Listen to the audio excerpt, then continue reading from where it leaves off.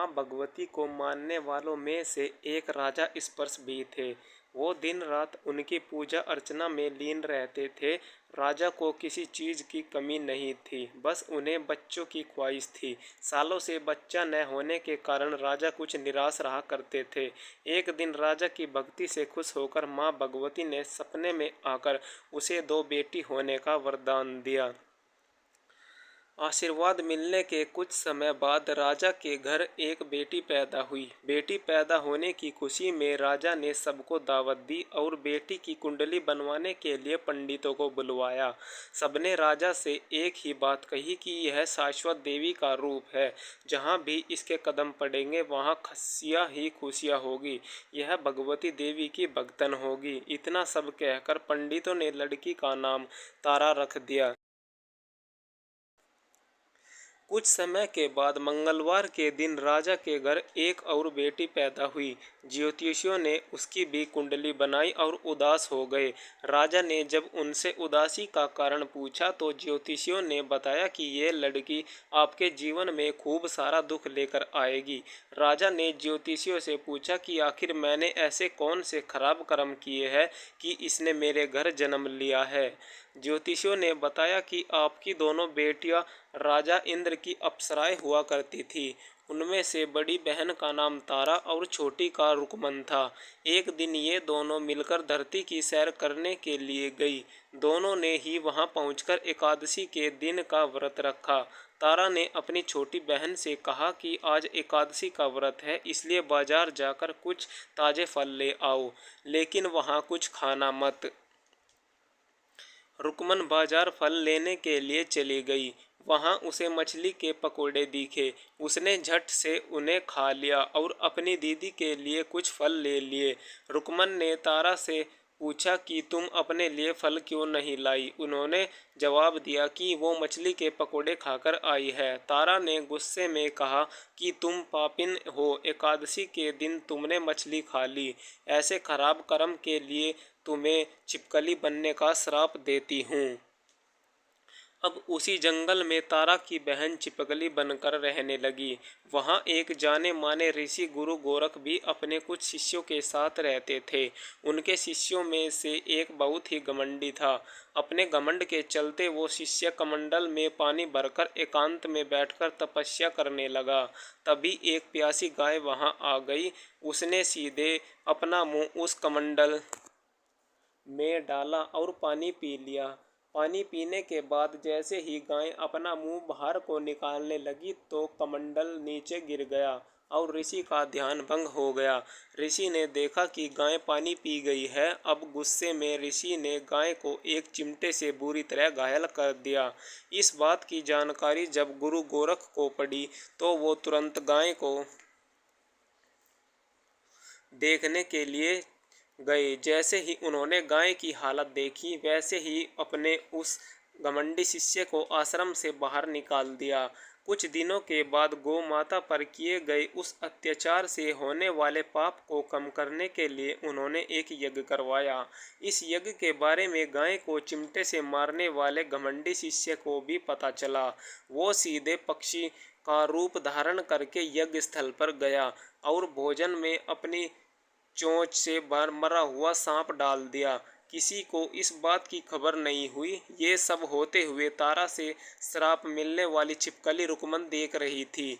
उसके मन में हुआ कि वो इसे खाकर सारे लोग मर जाएंगे। सबकी जान बचाने के लिए छिपकली बनी रुकमन सभी लोगों के सामने भोजन पर गिर गई। लोगों ने छिपकली को खूब कोसा और बर्तन को खाली करने लगे। उसी वक्त भंडारा करने वालों को खाने में मरा हुआ सांप भी दिखा। तब कहीं जाकर सबको समझ आया कि छिपकली सबकी जान बचाने के लिए जानबूझकर भोजन में गिरी थी। एक छिपकली होने के बावजूद भी इतने अच्छे विचार होने की वजह से यज्ञ में मौजूद सारे महत्वपूर्ण लोगों ने कहा कि हमें इस छिपकली की मुक्ति के लिए प्रार्थना करनी चाहिए। पंडित ने आगे बताया कि सबकी प्रार्थना से ही वो छिपकली तीसरे जन्म में आप जैसे प्रतापी राजा के घर बेटी के रूप में पैदा हुई है। वही तारा ने दूसरे जन्म तारामती के रूप में जन्म लिया और अयोध्या के राजा हरिश्चंद्र से शादी की। इतने सब बातें कहने के बाद पंडितों ने राजा स्पर्श को रुकमन को मारने की सलाह दी। इस बात पर राजा बोले, मैं किसी बेटी को कैसे मार सकता हूँ, ऐसा करना पाप होगा। फिर ज्योतिषियों ने कहा कि एक संदूक में सोने चांदी लगवाकर इसके अंदर लड़की को रख देना और संदूक को पानी में बहा देना। उसमें लगा हुआ सोना चांदी देखकर लोग नदी से संदूक जरूर निकालेंगे और लड़की की जान भी बच जाएगी। राजा ने ज्योतिषियों से जैसा बताया ठीक वैसा ही किया। नदी में सोने चांदी जड़ा हुआ संदूक देखकर काशी के पास ही एक भंगी ने उसे बाहर निकाल लिया। उसके कोई बच्चे नहीं थे, इसलिए उसने संदूक के अंदर की लड़की को पालने का फैसला लिया और उसी भंगी व उसकी पत्नी ने खूब प्यार से पाला और रुक को नाम रख दिया। बड़े होते ही दोनों ने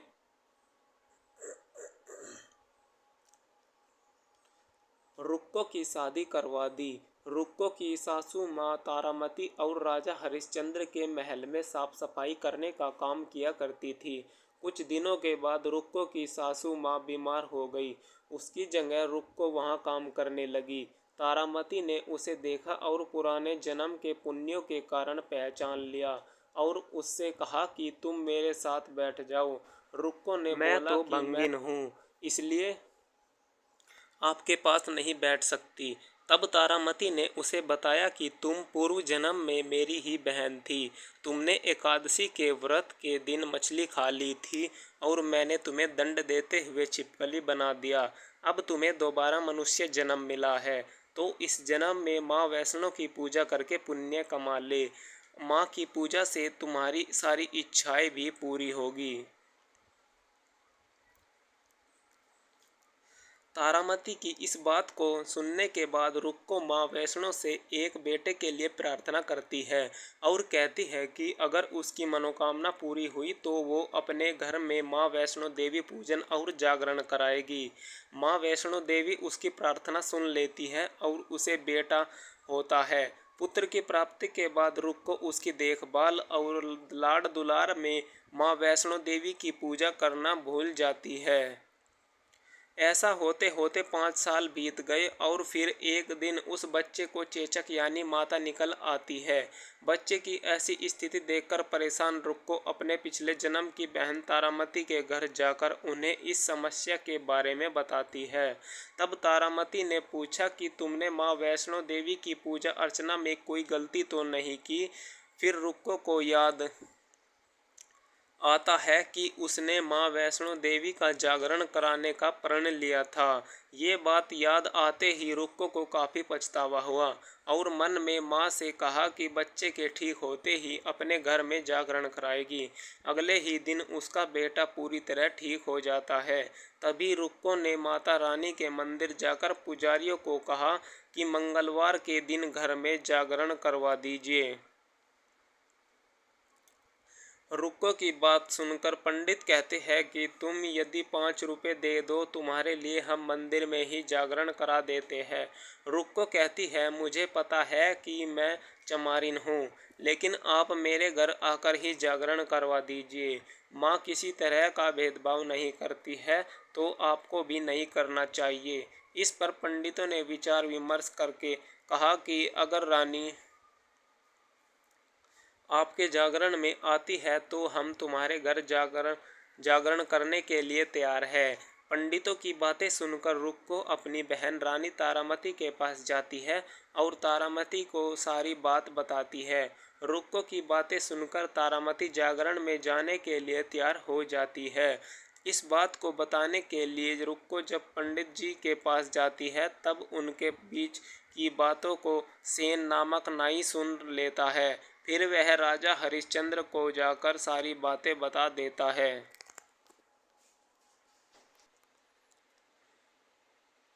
राजा के मन में हुआ कि रानी को नीची जाति वालों के घर जागरण में नहीं जाना चाहिए। इसी वजह से वो अपनी उंगली काट लेते हैं जिससे उन्हें नींद न आए और रानी जागरण में न जा सके। जब जागरण का समय होता है तब भी राजा को जागते हुए देखकर रानी मन ही मन माँ वैष्णो देवी से प्रार्थना करती है कि महाराज को नींद आ जाए ताकि मैं जागरण में जा सकूं। रानी की प्रार्थना के कुछ ही देर बाद राजा को नींद आ जाती है। फिर रानी तारामती रोशनदान में रस्सी बांधकर महल के नीचे आकर रुक्को के घर चली जाती है। इसी जल्दबाजी में रास्ते में ही रानी का रेशमी रुमाल और एक पाँव का कंगन गिर जाता है। इधर कुछ वक्त बाद राजा हरिश्चंद्र की नींद टूट जाती है। नींद खुलने पर रानी को अपने पास न देखकर राजा उसकी तलाश में निकल जाते हैं। रानी को ढूंढते ढूंढते उन्हें रानी का रुमाल और कंगन मिलता है। रानी की चीज़ों को अपने साथ लेकर राजा जागरण स्थल पहुंचते हैं और एक जगह चुपचाप बैठकर जागरण सुनने लगते हैं। माँ वैष्णो देवी के जयकारों के साथ जागरण खत्म होता है और सभी को प्रसाद दिया जाता है। तब रानी अपने हिस्से के प्रसाद को झोली में डाल लेती है और रानी के ऐसा करने पर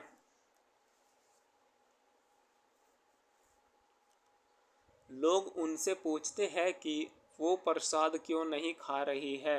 अगर आप प्रसाद का सेवन नहीं करती है तो जागरण में आए लोग भी प्रसाद नहीं खाएंगे। तब रानी बोलती है कि वह प्रसाद राजा के लिए था, अब आप मुझे प्रसाद दीजिए। फिर अपने लिए प्रसाद लेकर रानी सबके सामने उसे खा लेती है। रानी के प्रसाद खाते ही जागरण में मौजूद सभी भक्तों ने भी प्रसाद खाया। उसके बाद रानी महल के लिए निकल जाती है।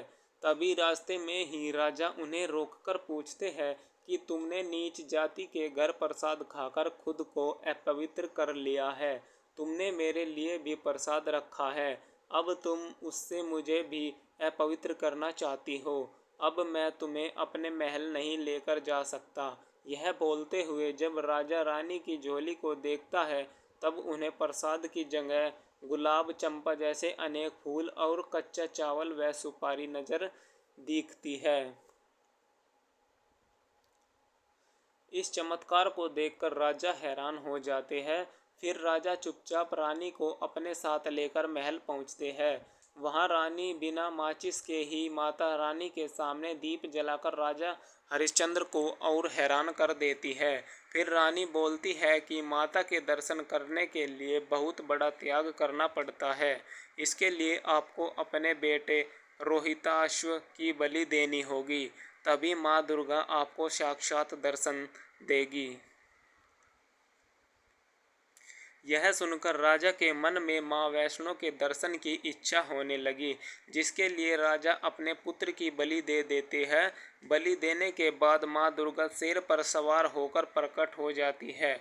उन्हें देखकर राजा हरिश्चंद्र काफ़ी खुश हो गए और माँ दुर्गा ने तुरंत राजा के बेटे को दोबारा जिंदा कर दिया। इस चमत्कार को देखकर राजा हरिश्चंद्र खुश हो गए। तभी राजा ने माँ की पूरी विधि से पूजा करके उनसे गलतियों की माफ़ी मांगी। माँ दुर्गा ने भी राजा को खुश रहने का आशीर्वाद दिया और अंतर्ध्यान हो गई। तब राजा ने रानी तारा रानी से कहा कि मैं बहुत खुश हूँ कि मुझे पत्नी के रूप में आप मिली है। फिर राजा हरिश्चंद्र, तारा रानी और रुकमन तीनों अपनी मनुष्य योनि से छुटकारा पाकर देवलोक में चले जाते हैं। कहानी से सीख। तारा रानी व्रत कथा जीवन में श्रेष्ठ कर्म करने की सीख देती है। बुरे कर्मों के फल इंसान को भोगने ही पड़ते हैं। ऐसी ही कहानियाँ सुनने के लिए हमारे चैनल को सब्सक्राइब करें।